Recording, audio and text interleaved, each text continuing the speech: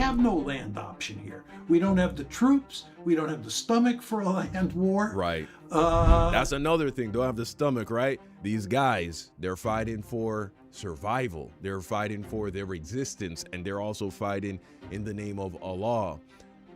The average American right now in the military is fighting for health insurance. They're fighting for zero interest on a home loan. They're fighting for a Hellcat, right? This is why they're in the military, okay?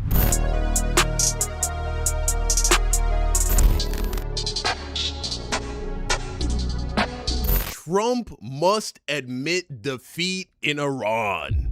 Video by John Mearsheimer, Offensive Realism, right? New YouTube channel. Let me subscribe to this. Now, John Mearsheimer is a highly distinguished international political scientist who currently holds like the highest ranking of professorship at the University of Chicago. He is incredibly famous. He has been going from interview to interview, giving his political analysis of this war. And of course, he teaches and at the university, and he's very beloved, very well respected. Well, he started a new YouTube channel. I'll link to it in the description. You should check it out. He is just an amazing professor, bro. He's so good at explaining things. He's so good at breaking things down. And in this video, he's going to break down why exactly the U.S. is fucked, why Iran has America at checkmate. Now, anybody with any common sense understands that we are not winning this war, right? There's this saying. They say war is just politics by other means, right? If you cannot articulate what exactly it means to win, then going to war is pointless. And when you articulate, when you take a look at all the possible ways in which we could say America comes out on top from this confrontation, it's impossible for us to achieve any of them. It's just not going to happen. It's impossible. But don't take it from me. I don't know shit, okay? I'm just a guy on YouTube that's interested in politics, that reads the Wall Street Journal and a couple of political science books in my spare time. How about we take a listen to this highly distinguished professor and expert break it down in a way that even a middle schooler can understand why it is that we have decisively lost this war from a strategic point of view. All right, let's dive in. On February 28th, when the United States launches the air war, which lasts until April 8th, it's basically a 40-day war, the United States pursues a discriminate air campaign. Okay. They start off, as almost everybody acknowledges, with a shock and awe campaign that's designed to decapitate the regime.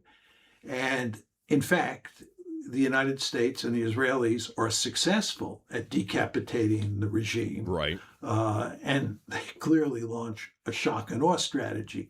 But it's all part of a discriminate air campaign.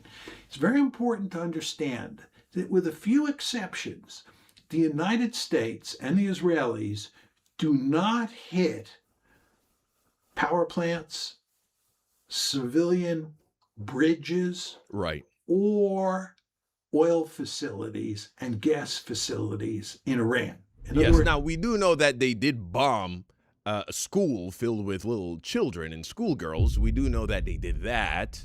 But for the most part, what Professor Mearsheimer is pointing out was that they were all military targets, right? Like the point was not to just do indiscriminate damage to Iran, not targeting civilian infrastructure. It wasn't like when America dropped a nuke on Japan, where anything was free game. This is why it's called a discriminate air campaign. The targets are very precise and intentional, and for the sake of overwhelming their military capabilities or disabling their military capabilities, they're trying to make them give up, essentially, make them feel like there is no point in fighting back, right?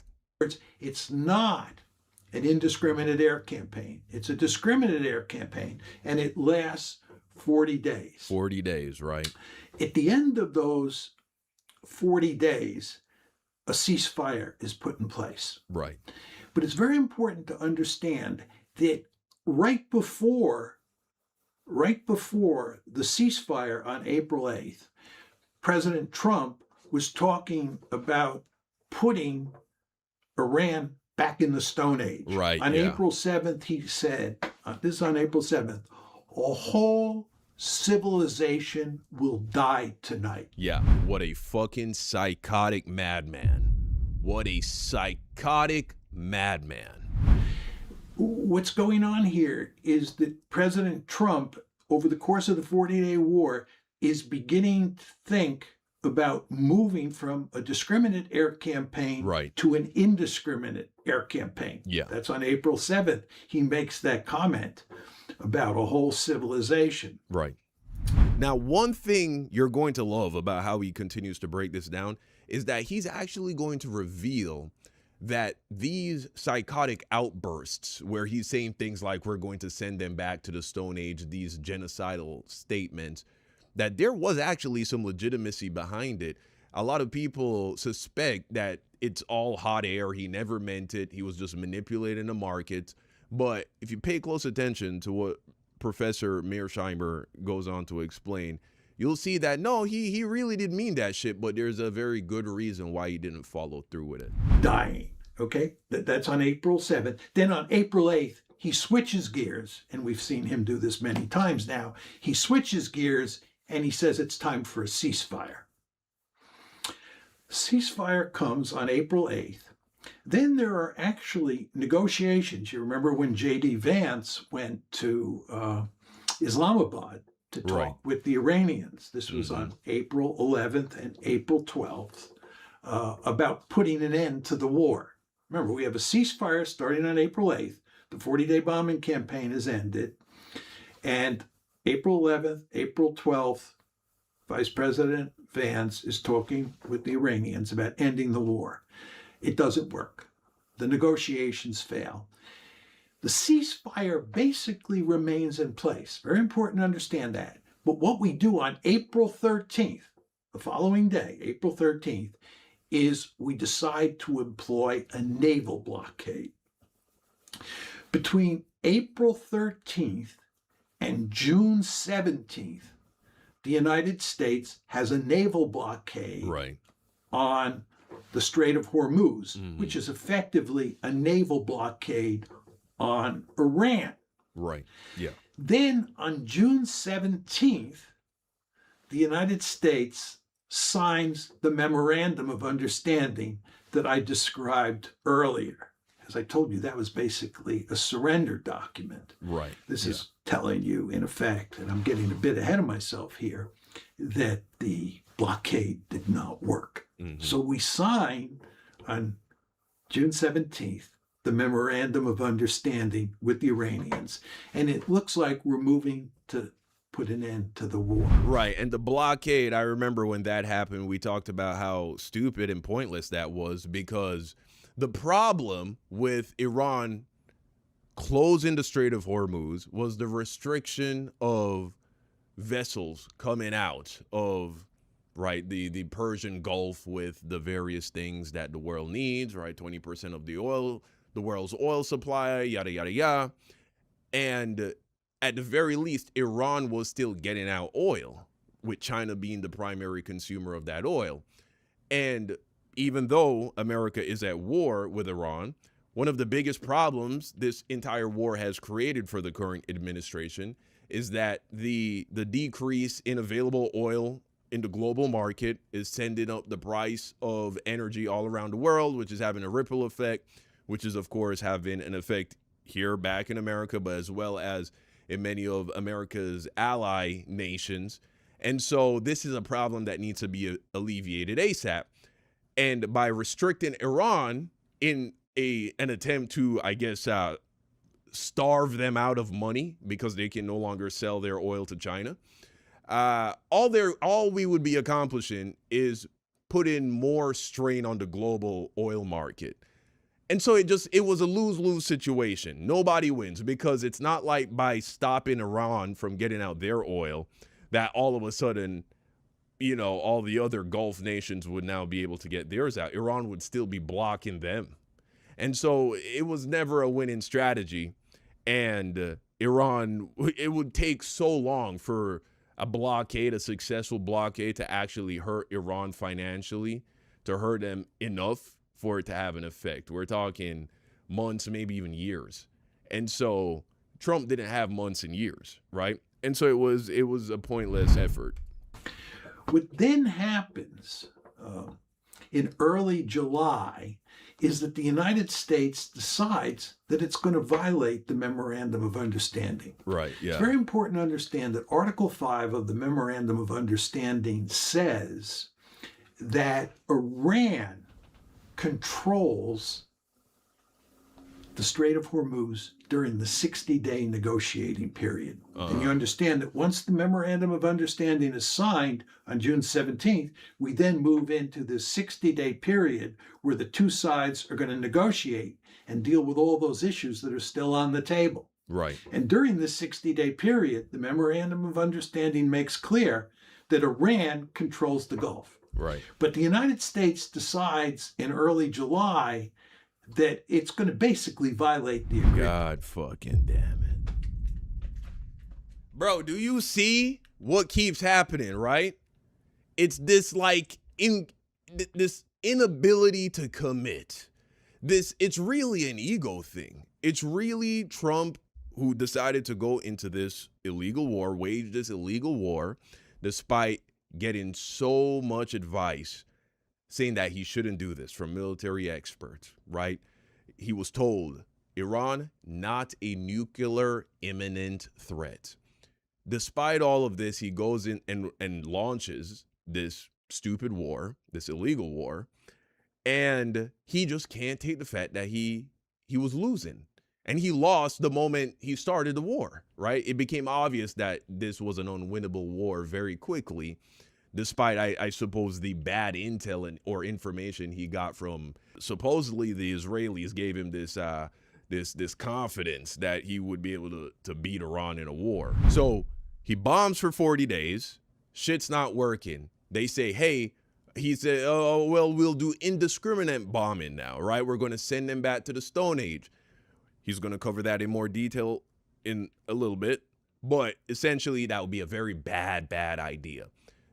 He takes that message. He's like, okay, ceasefire, right? During the ceasefire, he's like, well, what if we blockade them? Yeah, let's blockade them.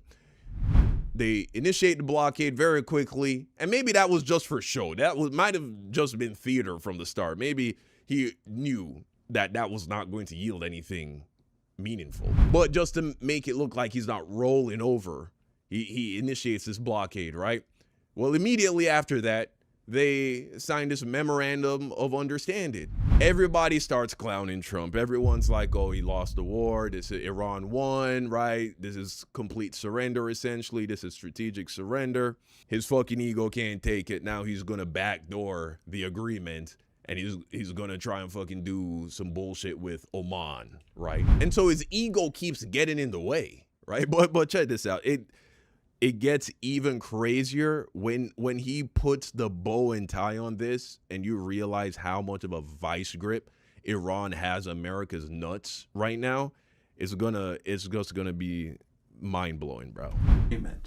And the United States is going to create with the Omanis a channel through the Strait of Hormuz that Iran doesn't control. Right. That in effect the United States controls. Mm-hmm. The Iranians say this is unacceptable. The Iranians start shooting at ships that go through that channel. Right. And of course, the United States retaliates.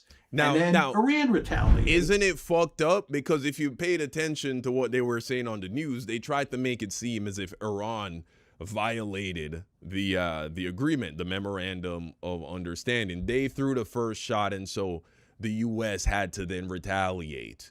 But in all reality, Iran only fired at the ships because the ships were violating the memorandum of understanding at the bequest of the United States government, aka the Trump regime, right? But of course, Fox News and all the Zionist puppets, they of course tried to make it seem like Iran is the one that just got, you know, trigger happy and started violating the agreement for no reason. And then the United States retaliates. This is the tit for tat campaign. So you see what's happened here. We had a 40-day air campaign, right? 40-day air campaign, which was a discriminate air campaign. Right. Targeted. That ended, and then we went to the blockade. Right. And now we're involved in tit for tat. It starts on July 7th. That's when the tit for tat campaign starts. Yeah. And I would argue it goes up to about July 31st. Wow. Right. So the ceasefire is now over. Remember, the ceasefire was on April 8th, and you basically had a ceasefire involving Iran and the United States, Iran and Israel, and the Gulf states and Iran. You basically had a ceasefire from April 8th up until July 7th, when the tit for tat starts. Of course, except the part where Israel wasn't really committing to the whole no longer attacking Lebanon part, right? But even with them violating that part of the memorandum of understanding, Iran was still following through with the idea of negotiating and trying to come to some kind of agreement where the war would be over, right? But yeah, okay. The tit for tat basically lasts from July 7th up until July 31st. I would argue this past Friday. The Iranians and the Americans are going back and forth, not every day, but almost every day between July 7th and July 31st. Yeah. And then what happens on the 30th and on the 31st is President Trump begins to talk about going back to an indiscriminate air campaign. Right. He's basically once again talking about driving the Iranians back into the Stone Age. Right, yeah. And people this past weekend, this is August 1st, we're August 2nd, thinking that maybe President Trump is going to launch this indiscriminate air campaign. Yeah. But what happens is, at the end of the day, on August 1st, he says that's not going to happen. Right. Let's go back to negotiations. Yeah. Right. So you remember, at the end of the 40-day bombing campaign, he had threatened to drive a whole civilization to its death. Remember, that's his rhetoric back then. He was talking back then about driving the Iranians back to the Stone Age as well. And here he is again doing that. And in both cases, he didn't go that far. Right. And in fact, what he did was the next day, he called for a ceasefire the first time, April 8th. And this time he said, let's go back to negotiation. Now, why? Why couldn't he follow through on this genocidal promise that he was making to the world and Iran? Check it out. Which is another way of saying I think that he's interested now in another ceasefire so that he can negotiate.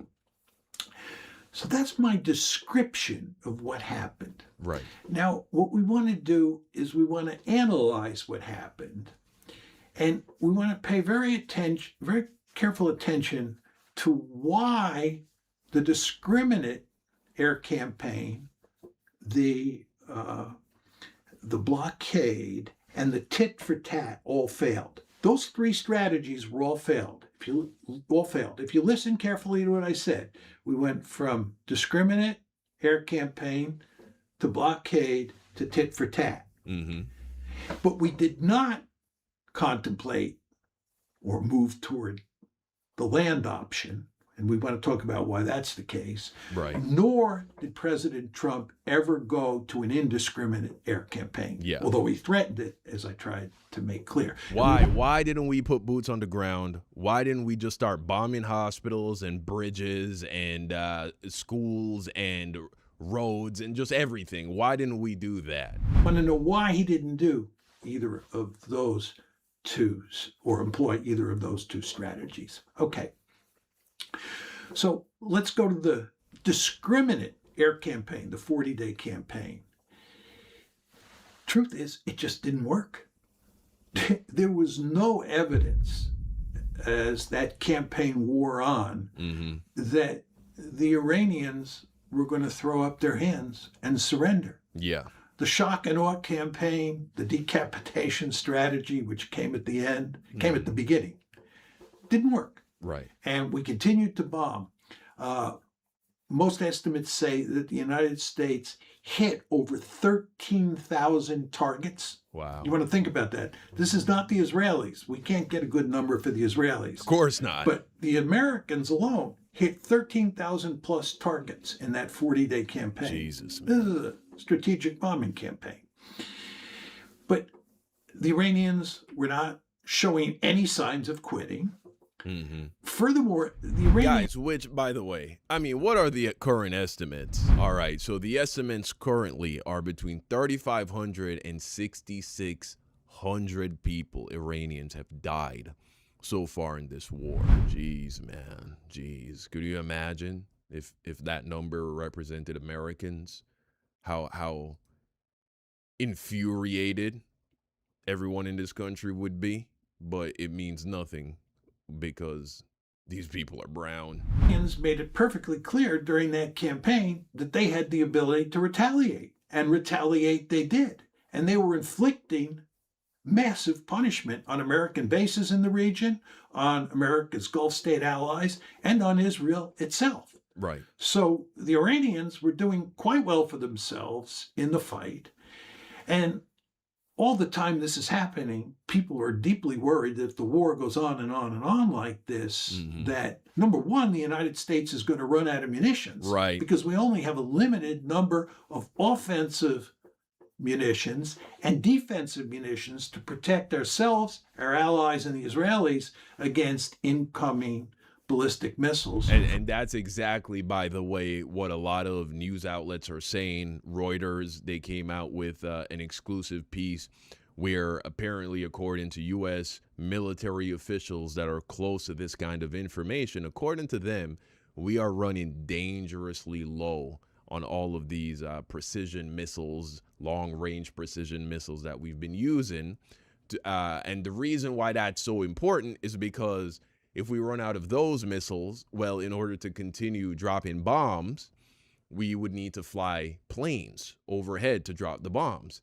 And then now what we would end up seeing are American planes being shot down out of the sky. Trump don't want that. And so we're getting to that point now where we are running out of ammo, because, yeah, running out of ammo doesn't mean we need to hit zero. There comes a point where we have to stop, because you don't want to have no bullets left.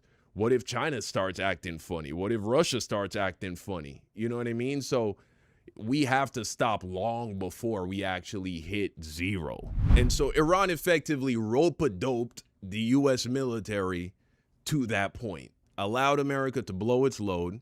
They destroyed a bunch of U.S. bases, right? And it's been a war of attrition, and America is running out. From Iran. So the inventory of offensive and defensive weapons is being run down. The Iranians show no signs of quitting. And furthermore, they are retaliating in serious ways to threaten the world economy. So what does President Trump do? What President Trump does as we move towards the end of the 40-day war is that he threatens to go to an indiscriminate air campaign. Right. Just think about that. He's thinking about going to an indiscriminate air campaign. Yeah. He's talking about bombing the Iranians back to the Stone Age. Right. Yeah. Because the discriminate air campaign has failed. And he sees this as the best alternative. Yeah. But what happens is he does not pursue that strategy. He does not. What he does is, after threatening to wipe out the Iranian civilization, he then, the next day, declares a ceasefire. Right, yes. A ceasefire. He doesn't go up the escalation ladder. And the question you want to ask yourself is, why doesn't he do this? Yeah, here it is. Right. This is where you realize that Iran really has America in checkmate, bro. And the reason he doesn't do this is because the United States does not have escalation dominance. We've learned this in the 40-day war. Yeah. The fact is that if President Trump goes to an indiscriminate campaign, that means he's going to hit bridges, he's going to hit power plants, he's going to hit desalination plants inside of Iran, he's going to hit their oil facilities, he's going to destroy their oil and gas facilities. Yeah. The Iranians make it clear they're going to do the same thing to all the Gulf states. And they're going to do a lot of the same thing to Israel itself. Right. And President Trump understands full well he cannot prevent this. He understands that as he goes up the escalation ladder, the Iranians will go up the escalation. And how do we know that he can't prevent this? Because Iran already fucked up the U.S. bases in that area. Had to relocate all the U.S. Soldiers that were in that general vicinity of the Middle East. Had to relocate them. Couldn't protect them, right? These Shahed drones that Iran has, they can launch like fucking 20 at a time, right? So even with the defensive missiles that America has, which by the way, it's like $20,000 Shahed drone, the Patriot defense missiles, I think it is, right? It's like $1 million a pop. So we have to blow $1 million to stop a $20,000 attack. And then they're sending like 24 at one time to attack one target. They ain't no way to stop it. Escalation ladder with them. And you want to remember that if, in the event this were to happen, and the Iranians were to destroy all of those desalination plants in the Gulf states and their oil and gas infrastructure, this would have devastating consequences for the international economy. Oh, it would be and that's the last thing horrendous. that President Trump wants to have. Right. So you see, it makes no sense to go up the escalation ladder. This is why an indiscriminate air campaign makes no sense. Yeah. And it's why the next day, after making those genocidal threats on April 7th, he goes to a ceasefire on the 8th. And the ceasefire is followed by negotiations, as I said, in Islamabad. This is where Vice President Vance meets with Iranian negotiators. That fails, and he has to do something. So what does he do? Does he go back to the air war? No. He sticks with the ceasefire, but he employs a blockade. Right. He employs a blockade, and that starts on April 13th, and it runs until June 17th when you get the Memorandum of Understanding. But the question you want to ask yourself is, what good is the blockade? And the answer is, it's basically no good. Yeah. It doesn't work.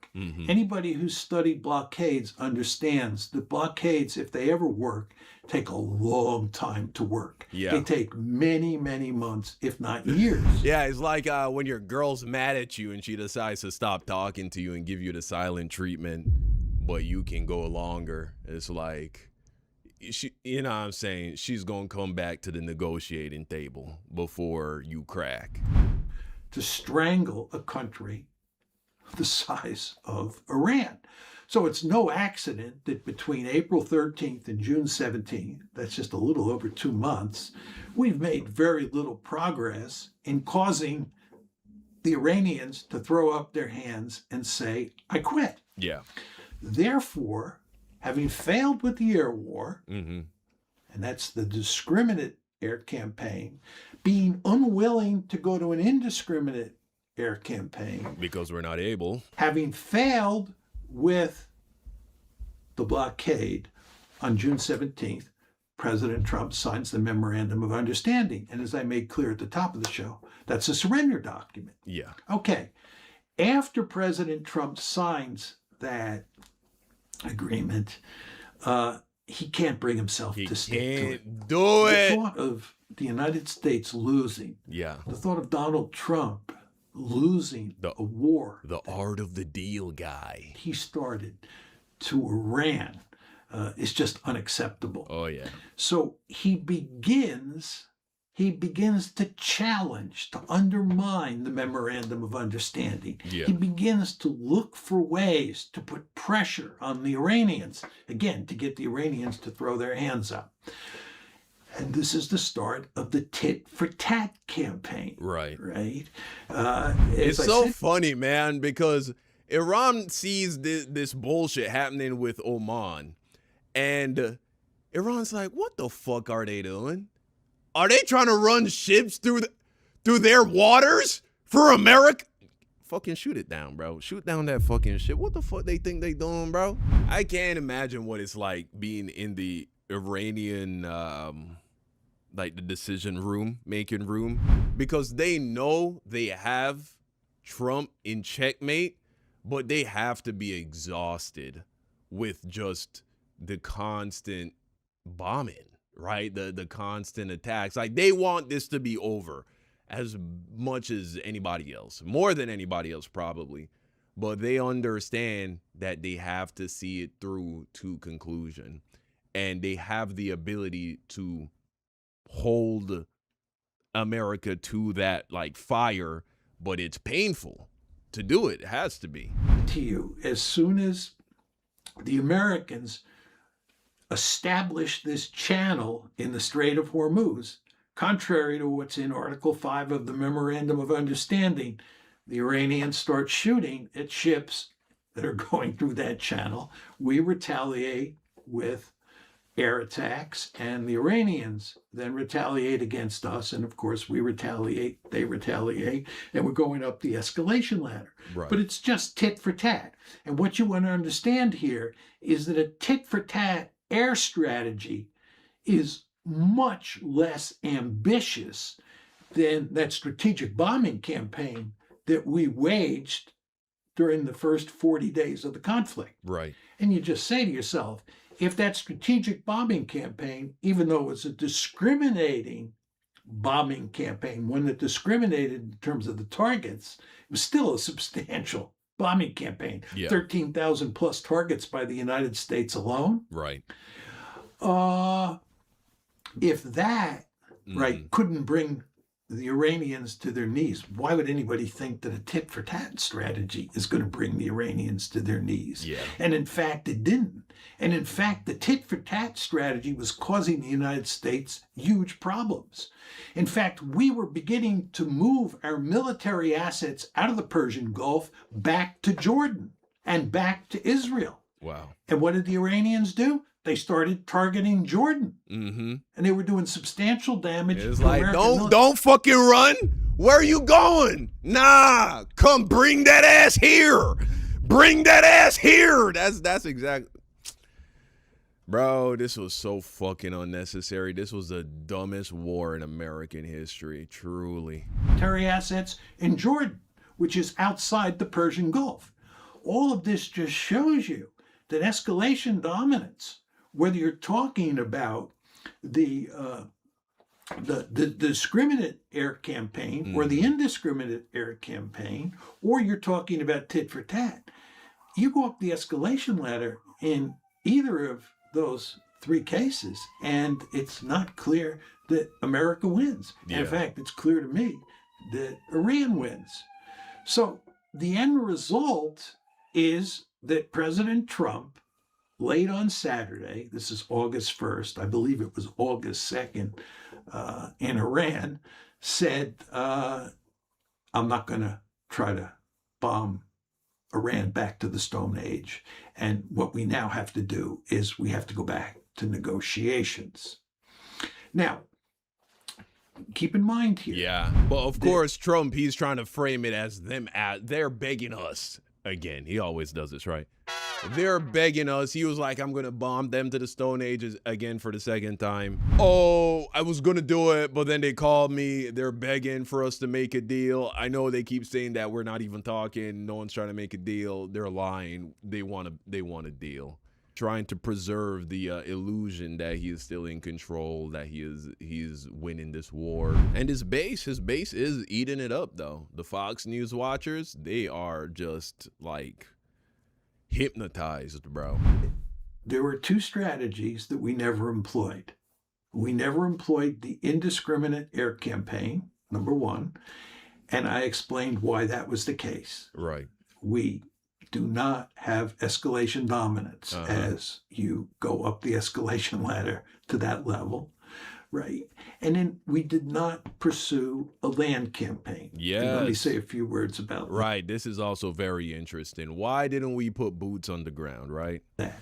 And why aren't we going to put boots on the ground? To actually conquer the Strait of Hormuz, I believe would involve more than 100,000 troops. Sheesh. It would involve a huge fighting force. Wow. And many Americans would die in the process. Thousands. There is no way that President Trump is willing to do that. In fact, there's no way the American people would tolerate that, Yeah. Mhm. which, of course, is one of the reasons that President Trump never went down that road. Right. We would need, in other words, a good 100,000 combat troops, maybe 150,000 combat troops in the Persian Gulf to conquer enough territory to control the Strait of Hormuz. Yeah. And if you were talking about conquering all of Iran the way we conquered all of Ukraine, the way we conquered all of Iraq in 2003, you're talking about hundreds of thousands of troops. That was not going to happen. We were not going to try to conquer all of Iran. Right. We were not even going to try to. They have 100 million people, bro. Iran has 100. We can assume at least half of those are men. We can assume at least half of those are men of fighting age. Okay. Even if you want to say a quarter of those. So what we're talking about anywhere from 12 to 18 million fighting age men in Iran. Psst, yeah. Good luck. Conquer enough territory to control the Strait of Hormuz. So what people ended up doing was talking about conquering an island or two in the Persian Gulf that belonged to Iran. But President Trump was not even willing to do that. And if you look at the number of combat troops that we had in the Persian Gulf, it's quite clear that we were never serious about even trying the land option. Right. I would estimate that at the most we had 8,000 combat troops, 8,000 troops that you could use for land attack in the Persian Gulf at any point since February 28th. And 8,000 troops trying to conquer even an island in the Persian Gulf against the Iranians in the heat of the summer would be an almost impossible task. But furthermore, what if we did conquer an island? Yeah. What do would we be win? the result? Right. What's the story that one might tell about how conquering an island puts an end to this war? Right. How does conquering an island get the Iranians to It's throw literally the same strategy, when you think about it, as the blockade, and that already didn't work. The idea of taking over Karg Island to try and put a strain on Iran's ability to export oil, that was the point of the blockade. We gave up on that. So, again, just so fucking stupid, man. their hands up? The answer is it doesn't. We have no land option here. We don't have the troops. We don't have the stomach for a land war. Right. That's another thing. Don't have the stomach, right? These guys, they're fighting for survival. They're fighting for their existence, and they're also fighting in the name of Allah. The average American right now in the military is fighting for health insurance. They're fighting for zero interest on a home loan. They're fighting for a Hellcat, right? This is why they're in the military, okay? We have already squeezed all of the juice out of 9/11 and Afghanistan, right? The Taliban, ISIS, we squeezed all the juice out of that. Nobody who is signing up for the military within like the last 10 years is signing up because they want to fight terror in the Middle East. And so you want to throw them into this war? Who are we fighting for again? Didn't Marco Rubio already come out and essentially say that we were dragged into this war by Israel? Huh? So you're going to have half the troops believing that they're fighting for Israel. The other half of the troops are going to probably don't even support the current administration, don't even support the president. They're just there because, again, they had no other options. They were born into poverty or whatever. Couldn't afford a college loan. And so they're just there. They believe that the war is stupid and pointless. And so it's like, yeah, what, now they're going to go and die? Come on. But shout out to Dr. Mearsheimer, man. John Mearsheimer, again, go ahead and subscribe to his channel. He is very, very talented at explaining these complicated political issues, especially in regards to war. He talks about the war in Ukraine in the first episode. He has a third episode following this one up, so go ahead and check him out. But there you have it, guys. This is why we have no choice but to surrender. We have lost this war, and Iran has won from a strategic point of view and has the U.S. government, has the U.S. military in checkmate. But you let me know what you think in the comment section down below. Thank you for watching, and until next time, peace out.